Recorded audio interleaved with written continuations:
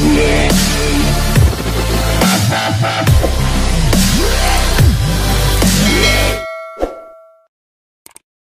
mga ka-likers! Welcome back again to another vlog! And for today's vlog mga ka-likers, so lahi na po ni akong i-vlog this time. So as you can see mga ka-likers, nag-unboxing ko o package from LBC. So ika ni sa ako ang immigration consultant from Manila, kaya gipadala na niya ako ang passport. I got my passport. So upon opening guys, nakita pa na ako ang IELTS na number way back February. Yes, nag-take og IELTS guys before ko nag-apply sa ako ang agency pa Canada. So as per my immigration, lodge na daw akong application last July 4, 2022 this year. So kanya akong ngayon napakita is maning portal sa IRCC. So sa tanan dili familiar, so i-google na lang ninyo IRCC. So yan iyang profile. And since na-lodge na daw ni ma'am ako ang application sa IRCC portal, so mao ni iyang email sa ako. Please be advised that your application for temporary resident visa is still pending review as of this writing. As soon as we receive development regarding your file from visa office, rest assured that we will inform you immediately. So mao to guys. So na-lodge na gyud daw nila. In addition sa email ni ma'am, as stated in the screen, some of your question include, so very nice good kayo pag na kay consultant on your processing your application to Canada mga guys, kasi nga aside for less hassle, sila talaga yung gagawa ng mga ano yung next mong gawin. So for me, si ma'am naman nag-recommend na if you would like to ask to take a front medical, please use the attached panel physicians list for accredited clinic of embassy. So mga ana lang, so dili ta pwede pagpataka og book on our medical kasi naalang gyud sila yung mga accredited nga mga clinic or masabad hospitals lang. So dili gyud siya pwede nga bisag asa ra ta. So regulated siya ni Canada. So nag-attach po si ma'am og mga list of kung asa lang yun ko pwede. Here are the list of accredited physician or clinic nationwide. So since this is regulated by the Canada, so dili pataka and naagid siya list kung kinsa lang ang authorized. So in my case, convenient kaayo since naata sa Davao City, so meron dang malapit sa amin banda. So ito po yung Nationwide Health System Davao INC. So located lang siya dito sa may Ecoland Phase 1. So it's sila lang. So this is only for Davao City. So in Mindanao, only si Nationwide Health System Davao INC lang yung authorized or accredited ni ni IRCC. So pa Canada na mga physician. So meron din sa Cebu na Nationwide Health System Cebu INC. So located siya sa San Shankos Street. Pero kung saan ito. Pero yun nga, Cebu. Meron din sa Baguio at saka meron din sa Manila. So sa Manila naman is St. Luke, medyo mahal. St. Luke Center Extension Clinic. So hindi na tayo pupunta doon kasi nasa Davao naman tayo, di ba? Yep. The following day. So how to book your appointment? So simple ra kaayo. So Google lang gyud ang katapat kung kabalo ka mag-Google. Type lang gyud mo ang Nationwide Health System Davao INC. Then scroll down guys. After nyan, book an appointment with Nationwide Health System.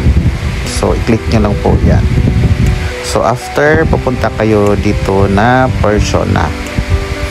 So kailangan nyo lang i-click kung anong service. Meron silang Australia, New Zealand, and Canada actually sa portal. And since Canada yung ating pupuntahan, so scroll down, meron sa Australia. So see Canada. Dito tayo sa Canada, 15 years old and above. So after nationwide Davao, i-click nyo yan, yung person na yan. After, pupunta kayo sa second step for appointment. Just read all the guys, kung sa'yo nakabutang dara, basahag yun og tarong para dili mo mag-double o book og appointment. So if triple or onwards nyo hang buhaton, most probably i-cancel yun na nila. So after, sa pinakababa makita nimo ang calendar. So sa baba makita mo yung calendar nila. So kung niyak na green, meaning to say available yung mga slot niyan. So ako ng 18. So since tutorial lang ito, so meaning to say hindi talaga tayo sa 18 guys. So ang next nila is 22, 23, 24, 25, 26 and 27. So the rest na hindi na highlight is considered hindi sila available diyan. So yun lang. After mong maklik ang 23 guys, meron silang oras kung anong yung preferred mo na magpa-book ng appointment. So meron silang 8 to 24 AM, so 9 up to 11:48 AM. Yun lang yung for 23. Pero sa ibang dates naman, if titingnan mo talaga, up to 12 yung ibang dates. So started lang din sila ng ng 7 AM up to 12 PM or 12 noon. So depende sa slot. So tiningnan ko din ng 25. So 7:16 AM open na sila. So depende sa iyo kung ano yung preferred mo na time. So ginatagaan na gyud tag option ni kung asa imong preferred nga slot. So pwede ra jud ka moadto dito after. So I booked 22 for this video lang mga ka-likers. So pinaka 22 is kanon lang talaga. After i-proceed nasa pinaka baba. So after mag-fill up ka ng ganito guys. First name applicant, last name. So kailangan mong fill upan lahat yan mga ka-likers para makabook ka ng appointment sa Nationwide. So syempre for example Nori mali pala. So let's say 1, tapos Dila Cruz yung ilagay natin. So ganun lang guys, very simple. So gana Cruz, mali pa kong email ka. After email,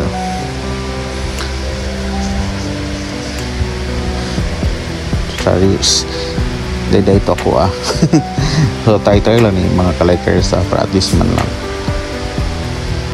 So Juan de la Cruz para mas mabilis yan mga ka-likers. Then after passport number, so kailangan talaga kung ano yung nakasulat sa passport mo, yun talaga yung ilagay mo dito. Tapos address naman, complete address, birthday, yun lang yung mga importanteng details mga ka-likers. So after niya ma-fill in mo lahat, just scroll down at kung visitors visa, visitor visas. After pag worker naman. So after makita mo yung mga reminders talaga nila guys. So official din na kailangan for today's video since nasa level 1 na tayo. So please bring your valid original passport. So very important talaga yung passport natin pag magpa-appoint. Print all the fill up, hindi na necessary kasi pagdating mo doon sa Nationwide, sila na yung mag-issue niyan. So lahat, HIV, something na mga forms. So after magpa-book, i-check niyo po yung active email niyo. So spam mostly, doon dumadating yung email nila. So makaka-receive ka ng ganito. To confirm this appointment, please reply to this email. The attached photo of your deposit slip, 3 working days. Failure to do so will resort to the cancellation of your appointment schedule. So pwede naman mag-walk-in doon para magpa-schedule as of this moment. Kaya lang for me, in my case naman, nag-book na lang ako online at nag-pay ako online. So for the bank details, doon kayo ulit pupunta sa kanilang website. Nakalagay doon ang BDO account at saka Metrobank account nila. So this is my confirmed validated slip since nag-transfer lang ako ng pera from my bank account through Metrobank account nila. So I paid for 13,270. So nag-increase na din sila. So dati daw is around 10,000 lang tong medical. However, this time medyo nag-increase na din sila with the fees. So 15 above. From lower, below 15 is meron siyang mga rate actually. So from naka-range yun, merong pambata, infant to 6 years old nasa 4,000 at saka 6 to 14 nasa mga 7,000, 6,000. Then for 15 and above, nasa 13,270 ng fees po mga ka-likers. So after 2 to 3 days, nag-reply na sila and makaka-receive kayo ng ganitong confirmation email. So good day, your proof of payment received and your booking is on August 18, 2022 is confirmed. So the following requirements guys. So dapat meron kayong original passport, referral letter if meron, pero pag wala naman, so in my case since upfront medical ako, wala na akong ganito. IMM letter something, wala na rin akong ganito if applicable lang naman. So original bank deposit slip at saka COVID vaccine. Remind guys na vaccine card is needed talaga nila kasi especially sa mga workers and visitors. So make sure talaga ng mga other countries na yung papasok na mga tao sa country nila is fully vaccinated, and if meron kayong booster, mas maganda kasi hahanapan talaga kayo ng mga attendant or physician doon sa clinic. So after I book my schedule, nag-google na rin ako guys para mas makita ko. So ito, 7 minutes lang from our bahay. So ganito pala yung so nationwide. So please bring your paypay kasi nasa labas yung waiting area nila. So kung hapon kayo doon mag-aantay, so masyadong mainit talaga. So hindi siya comfortable kasi nasa labas lang siya. So yung mga papasok lang is yung mga nakiter na or mas earlier sa inyo. Doon mas malamig, may aircon pa. Pero kung afternoon kayo, so wag kayong ma-expect na igang yun kayo, promise. So a day before my schedule, nag-ready na ako ng mga requirements or mga documents na dalahin ko bukas. Yung mga forms na ganito, piniprint ko talaga, nag-effort lang ako mag-print pero hindi na hinanap sa akin, sila na nag-provide. After photocopy of your passport, dapat meron upfront form, validated slip, at saka confirm schedule booking through email. So nabasa ko kasi na meron daw dun dapat 2x2 picture, pero actually upon arrival doon ka magpicture. Bawat sortie na hindi maganda ang panahon, biglang tumitigil ang ulan kapag si mama nagsasalita na. So good morning everyone. So papunta na po tayo sa Nationwide Clinic. So for today's video, nasa tayo sa may Kimpo Boulevard since malapit lang, so nag-jeep na lang ako. So waiting ako na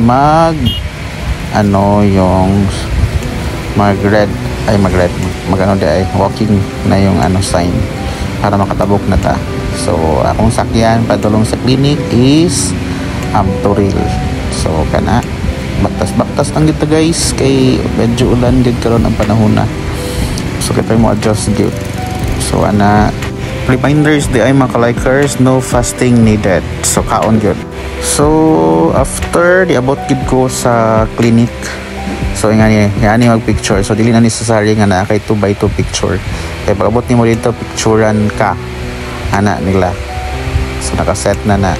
So katong isa ka table naman dito ka magkuhag forms o priority number. So ako nakakuha na ko daan. So 7:30 in the morning pero daghan na gyud nakapila. So Ayaw good pagpaspasyal nga ikaw lang isa. So for the steps, first steps is registration, of which i-validate sa ilahang imong documents, registration and forms. Ito ka magkuha, verification after, then x-ray. So step 6, balik ka sa cashier after urinalysis or ihi guys. Dito ayan na pagdalag ihi kaya dito na ka mangihi sa ilang clinic. Then physical examination sa ilahang doktor, i-check lang good ka kung lagi daghan kaayo, unlike sa mga seaman nga patuwaron ka charis, pero dire dili necessary nga magtuwad ka. So blood test kuhaan ka after mauna na. So yan lang ka simple actually. So wala na gyud daghang So I started 7:30 in the morning and nahuman ko og 11. So before ka mag-uli, so sa gid ka sa mga physician nga magstay sa while gina-verify pa imong x-ray sa mga doctors. So if maay mga problem sa mga x-ray, pabalikon gid ka. So after nag-undergo pod ko og katong check-up sa mata. Pero after na dana gid ko. So after that ni gawas na ko since ang doktor nag-ingon nga okay na daw akong x-ray. So 3 to 7 days if wala kay ma-receive nga any email or call gikan sa physician, so meaning to say imong mga results is okay. So no need to worry. However, if naay mga ipa-retest sa imuha after ma-check sa immigration, so kailangan nimo mabalik dito. So untaan, hopefully wala koy mga problems ako ang result. So after guys, uli na gid ko kay gutom na gid kaayo kay wala jud ko nagkaon. So non-fasting ni guys it's up to you, pero dapat gyud is magkaon gyud before ka moadto clinic kay medyo taas pod ang proseso, 3 to 4 hours siya. In my case naman, so since nasa Davao lang ako, so hindi na ko kailangan gumastos ng mga accommodation, transportation at iba pang mga gagastusin during the medical. Yung iba nga is that sa iba pa silang lugar, may taga Surigao, taga Zamboanga para lang makapa-medical. So bye. So after na ko pag-uli guys, sana makikao macaroni, mango float. Salamat bingkay. So next week naman is my biometric schedule. So pupunta tayo ng Manila. So nakabook na din ako guys sa VFS and nakabook na din ako ng flight ko pa Manila. So stay tuned and sana makakuha gid mag knowledge or ideas lang sa ko ang mga vlog. Char lagun niyo bye.